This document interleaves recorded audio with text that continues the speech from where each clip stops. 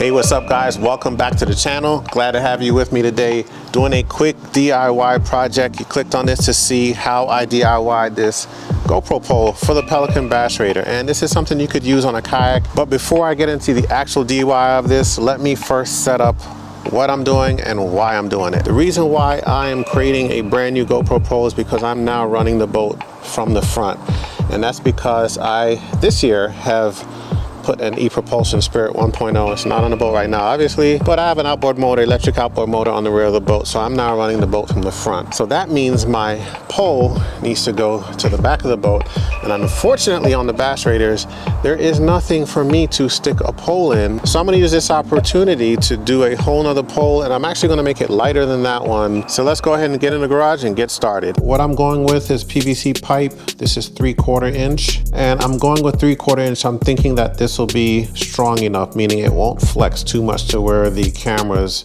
flip-flopping all over the place while I'm running the boat or fishing or it's windy or what have you. I could have went with a smaller diameter, but the 1/2 inch, I was looking at that as well, and it just had way too much bend to it. So I'm going 3/4 inch, which is actually smaller than what I originally had. I believe this is 1 inch, and this was very solid, but this is a lot heavier. So this will help to lighten the load a bit, going with the 3/4 inch PVC pipe. I marked the length equivalent to the old pole. Got a mark right there. So I'm just gonna cut this to length. Key here is just to hold this as straight as possible.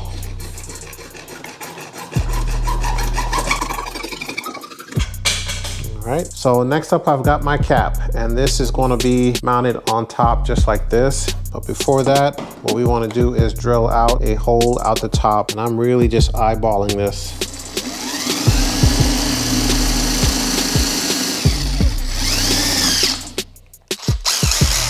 It's a 1/4 inch drill bit, because I am going with a 1/4 inch nut. Going from underneath, inside out, I'm gonna have a bolt. I'm gonna start with 1 inch. I'm thinking that should be long enough. And let's go with just a regular washer here. So we're gonna go bolt, washer, right through the bottom. Now the washer will help to keep this thing stable. And for the top, I'm gonna go with a regular washer. And guys, I'm really making this up, but I think what's in my head will work out pretty good. I'm gonna go with a regular washer and then put a lock washer on here and then a nut. And a lock washer will help me keep this thing from loosening up in the future. The regular washers just add stability to the whole structure. You guys can see I kind of missed a mark on the center, but it's all good. All right, so now we just want to tighten everything up. Got my Phillips head screwdriver for the bottom, socket from the top. There we go. Don't want to break. Oh, yeah, that's really tight. All right, got that on there. So we've got washer, bolt underneath, flat washer, lock washer, and then the nut on top. Next up, I want to install the actual GoPro mount to the top of this. So I'm going to need to put a spacer in here because as you can see, there's a slight gap right in there, and I want to fill that. I actually want to go above the gap with the spacer. That way, when I tighten this down, it tightens down on it and won't come back off. You don't want your GoPro falling in the water. So I'm going to use washers to do this. I'm thinking that's 4 washers, 5, 6. Let's go with 5 washers. Put one back. So I'm going to tighten this down. Oh yeah, that feels great. That feels really good.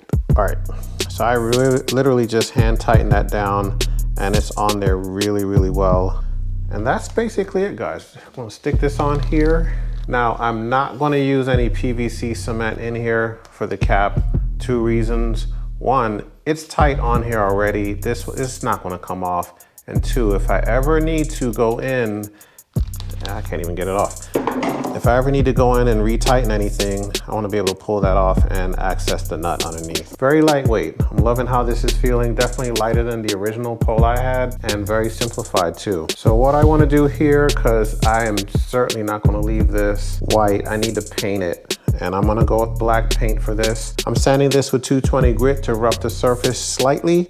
That will give the paint something to adhere to. Now this can of course peel over time. This is PVC pipe. All you need to do is respray it and this will work out just fine. I just got some acetone on here. I've actually never used acetone to clean off PVC, so hopefully they play nicely together. All right, that feels really good. So the paint I'm going with is a spray paint can of Krylon paint.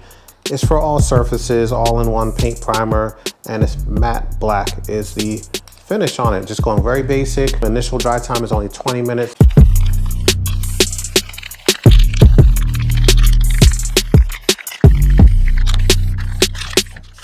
All right, so it's the next day, and here's the pole painted. It's not a perfect paint job, but I certainly was not taking my time to make it a perfect job. Sanding it, I'm very happy about that. It has a smooth finish. I could put another coat of paint on this, but I'm personally not concerned. If you're out there doing this, you may want to go with 2 coats, but yeah, it covered it well. I think it looks awesome. This is completely ready to go and get installed on the boat. I'm going to set this aside. What I'm installing this with is very simple. And again, this is a complete simple DIY project, nothing fancy here. I've just got these clamps, a 4-pack. This stuff is very cheap. I painted it black as well. I'm going to go with 1 or 2. I'm going to figure it out as I go. Something like this.